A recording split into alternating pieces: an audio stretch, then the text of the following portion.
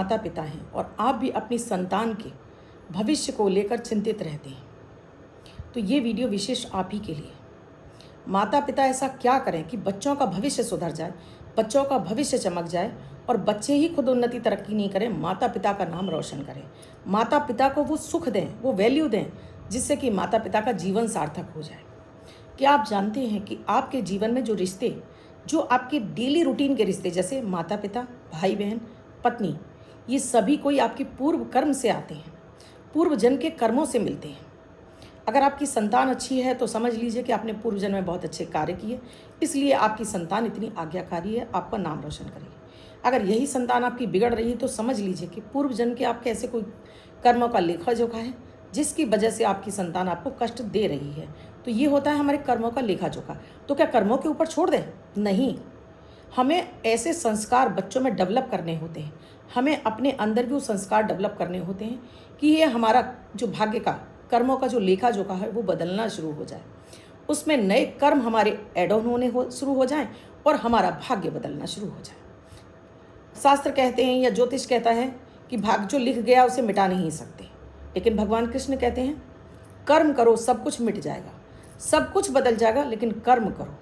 और हम कर्म के रास्ते पर ही नहीं चलना चाहते। हम पूजा पाठ को भी ढोंग मानते हैं या पूजा पाठ को भी हम डर डर कर रहे होते हैं कि कहीं इससे खराब ना हो जाए, कहीं कुछ ऐसा ना हो जाए। पूजा पाठ बहुत अधिक भी आपके कर्म को खराब करती है। क्या है अपने बच्चों के भविष्य को सुधारने वाले ऐसे वो प्रयोग, क्या ध्यान रखना है? आज का वीडियो बहुत ही खास है और इसके साथ ही आप चाहते हो आपका बच्चों के साथ में आपका हेल्दी रिलेशनशिप रहे, आप मेंटल डिप्रेशन में न जाएं, चंद्रमा आपका मजबूत रहे, ग्रह क्लेश ना हो, रोग बीमारी ना हो, तो अभी इस्तेमाल कीजिए अमृत की बूंद जादुई अक्षर। डेली गोचर पर बनते हैं इसलिए बेहद खास होते हैं। आप इन्हें करते हैं और 8 दिन के अंदर आपको इनका रिजल्ट आने लगता है, फिर आप इन्हें छोड़ ही नहीं पाते हैं, क्योंकि ना तो राशि देखनी है ना लग्न, गोचर पर आधारित है, तुरंत असर करते हैं। दोस्तों, मैं हूं आपकी एस्ट्रोदोस्त एस्ट्रोलॉजर अर्चना गुप्ता, ज्योतिषी, वास्तुशास्त्री, न्यूमरोलॉजिस्ट, लाल किताब रीडर, चेहरा और हाथ भी पढ़ लेती हूँ और इसलिए हर दिन को लकी शुभ बेहतर बनाने के साथ में एक ऐसा प्रयोग जो आपको आपके जीवन की समस्याओं से बाहर निकलने में मदद करता है बिना किसी बड़े खर्च के। इसमें कोई आपका खर्च नहीं लगता है तो सिर्फ श्रद्धा और विश्वास। और आप चाहते हैं आपको मेरे वीडियोस लगातार मिले और आप पहली बार जुड़े हैं मेरे चैनल पर, तो अभी चैनल को सब्सक्राइब कीजिए, साथ में बेल बटन को ऑल पर कर लीजिए, प्रतिदिन आपको वीडियो का नोटिफिकेशन मिले, आपसे कोई वीडियो मिस ना हो। और इसके साथ ही आपको अच्छा लगे तो आगे फॉरवर्ड करें, कमेंट में एक प्यारा सा राधे राधे जय श्री राम जरूर लिखिए। दोस्तों, हम माता पिता जब बच्चे हो जाते हो तो उनके फ्यूचर को लेकर तमाम तरह के हम सपने देखने लगते हैं। अपने बच्चे को डॉक्टर बनाना है, आईएएस बनाना है, हम जो नहीं कर पाए हैं वो अपने बच्चे के लिए सोचते हैं। तो पहले तो जब बच्चा गर्भाधान संस्कार में आता है तभी माता पिता को बहुत ध्यान रखना चाहिए। उसी समय से आपके बच्चे का जब बीज पड़ता है, बच्चे के अंदर संस्कार शुरू हो जाते हैं। यानी इस समय माता पिता अगर बहुत अधिक धूम्रपान का सेवन करते हैं या पार्टी डिस्को में जाते हैं या बहुत अधिक वल्गर पिक्चर्स वगैरह देखते हैं, तो ये सब बच्चे के मन मस्तिष्क पर पूरा प्रभाव छोड़ता है। इस समय आपको विशेष रूप से धार्मिक पुस्तकें, धार्मिक ज्ञान की बातें या आपको घर गृहस्थी की या आपको ऐसे कुछ म्यूज़िकल मनोरंजन वाली चीज़ें देखनी चाहिए, ना कि इस तरह के। पूजा पाठ से ज़रूर जुड़ना चाहिए जिससे कि बच्चे का बृहस्पति अच्छा है।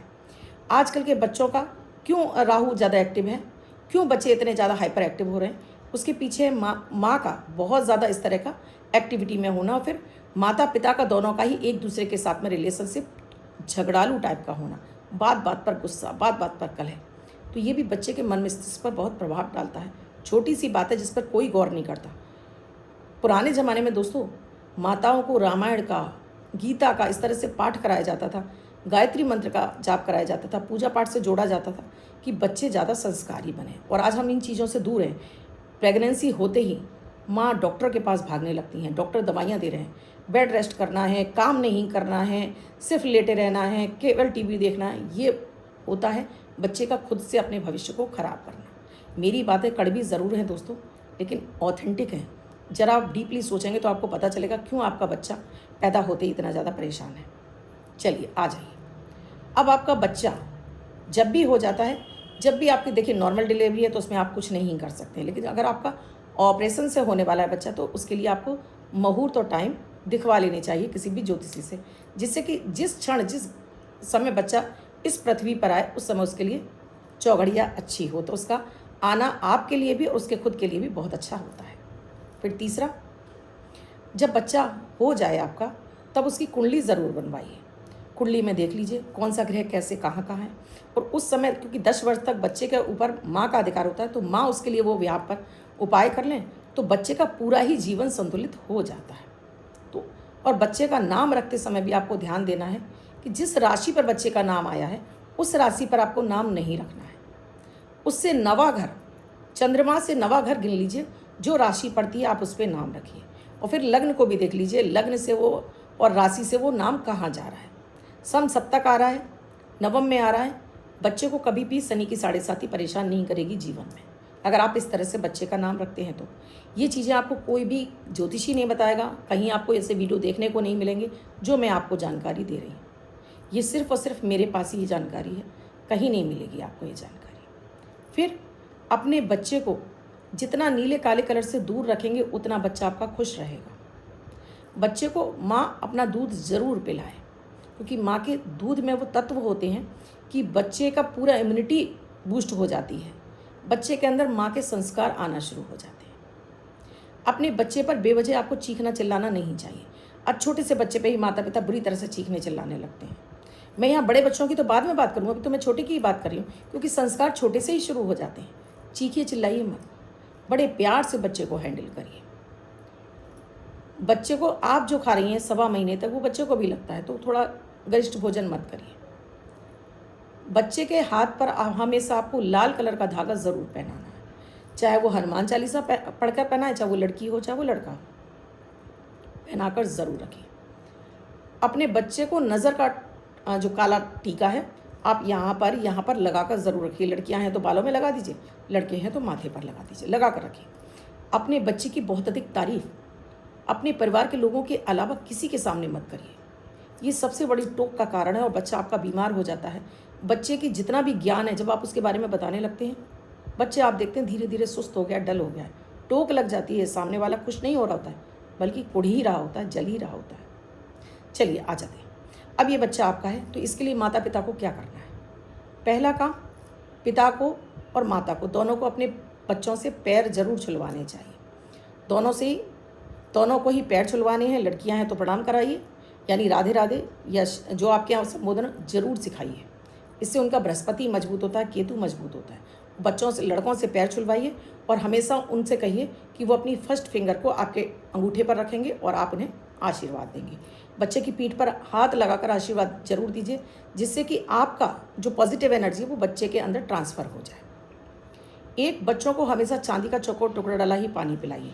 मैं चांदी की बोतल की बात नहीं कर रही हूँ, मैं कह रही हूँ चांदी का चौकोर टुकड़ा डाला हुआ पानी पिलाइए। बच्चों को हमेशा ईस्ट की दिशा में पढ़ने के लिए बैठाइए। बच्चों का रूम भी इसी दिशा में रखिए। बच्चों के रूम में हर दिन सूर्य की रोशनी प्रॉपर आए, तो सुबह के समय आप खिड़की दरवाजे खोल दीजिए। बच्चों को गायत्री मंत्र का जाप जरूर कराइए। ये मैं प्रयोग जितने भी दे रही हूँ, अब जो प्रयोग है वो छोटे से लेकर आपका बच्चा चाहे 50 साल का क्यों ना हो, ज़रूर करवाइए। अगर आपका बच्चा शादीशुदा है तो उसके लिए जो बेडरूम बनेगा वो बनेगा साउथ वेस्ट में। लेकिन आपका बच्चा अगर शादी से पहले है और अगर विवाह नहीं हो रहा है, तब फिर उसके लिए उसका बेड डालिए नॉर्थ वेस्ट में, यानी उत्तर पश्चिम में।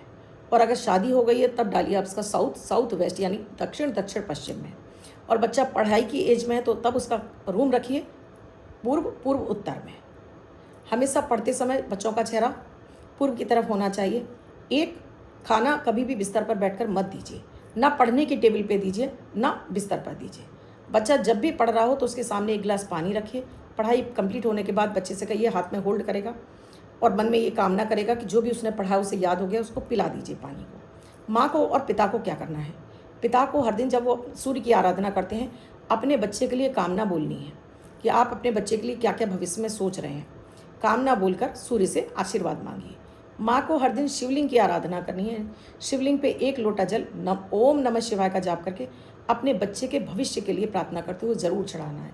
इसीलिए एक छोटा सा शिवलिंग अंगुष्ठ मात्र अपने घर के मंदिर में स्थापित कर लीजिए, बच्चों का भविष्य सुधर जाएगा।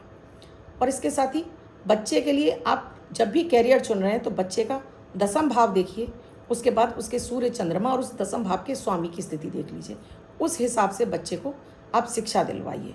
10th के बाद जो भी आप फ्यूचर उसका सोच रहे हैं, ऐसा नहीं है क्योंकि बच्चों के दिमाग में तो आज पायलट बनना है, कभी डॉक्टर बनना है, चलता ही रहता है, लेकिन आप उसके लिए क्या बेस्ट है वो उसकी कुंडली से ही पता चलता है। तो ये भी एक आप किसी ज्योतिषी को दिखाकर कर सकते हैं।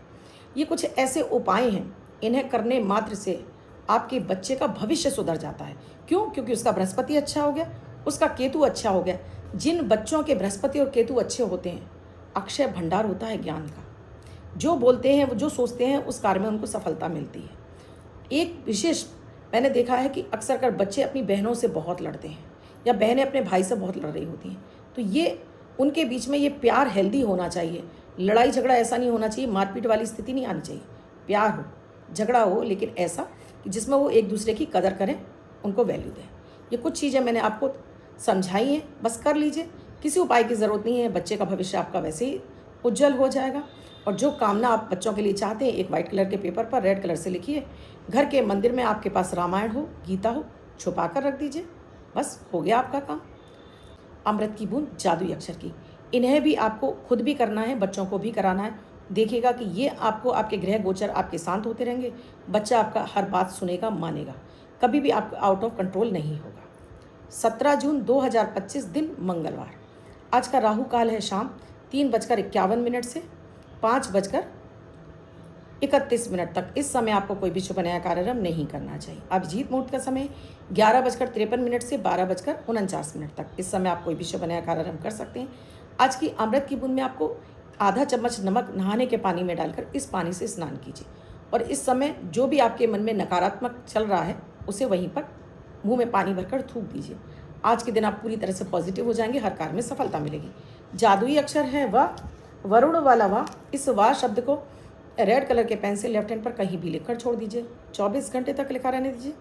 दूसरे दिन आप नहाएंगे धुल जाएगा। नया शब्द देती हूँ, आप उसको फिर से लिख सकते हैं। आप इसको अपने हाथ पर नहीं लिखना चाहते हैं, छोटी सफ़ेद कागज़ की चिट लीजिए, रेड कलर के पेन से लिखिए, फोल्ड करके पर्स या पॉकेट में रखिए। 24 घंटे तक साथ रखिए। दूसरे दिन फाड़कर किसी पेड़ की जड़ में छोड़ दीजिए। आप इसे नाली में ना बहाएं। अब जिनका बर्थडे है, मैरिज एनिवर्सरी है, उनका ये वर्ष शुभ हो, ऐसी आप सभी के लिए मंगल कामना करती हूँ। बच्चे, महिला, पुरुष जिनका बर्थडे है, वो पति पत्नी जिनकी मैरिज एनिवर्सरी है, 17 तारीख आपकी बर्थडे या मैरिज एनिवर्सरी है, वो ये प्रयोग करेंगे। 5 का अंक यानी 5 नंबर लिखकर अपने कागज़ पर लिखकर अपने हाथ पर अपने पर्स में रख सकते हैं। ये नंबर आपको वर्ष सुखता प्रदान करेगा। अन्य कोई व्यक्ति से लिखकर 24 घंटे तक अपने साथ रख सकता है। आपको वीडियो कैसा लगा मुझे कमेंट सेक्शन में लिखकर ज़रूर बताइएगा। क्या ये चीज़ें आप अपना रहे हैं अपने बच्चे के फ्यूचर के लिए, ये भी मुझे कमेंट सेक्शन में लिखकर ज़रूर बताइए। क्या समझ में नहीं आया वो भी कमेंट सेक्शन में लिखकर ज़रूर पूछिएगा। और आप भी किसी समस्या से जूझ रहे हैं, निदान नहीं मिल रहा है, तो अभी नंबर स्क्रॉल हो रहा है, व्हाट्सएप मैसेज या कॉल के जरिए जान सकते हैं क्या है कंसल्टेशन की प्रक्रिया, कैसा आप हमसे कंसल्टेशन ले सकते हैं। कल फिर आऊँगी कुछ नया, कुछ अद्भुत सा प्रयोग लेकर। तब तक के लिए राधे राधे।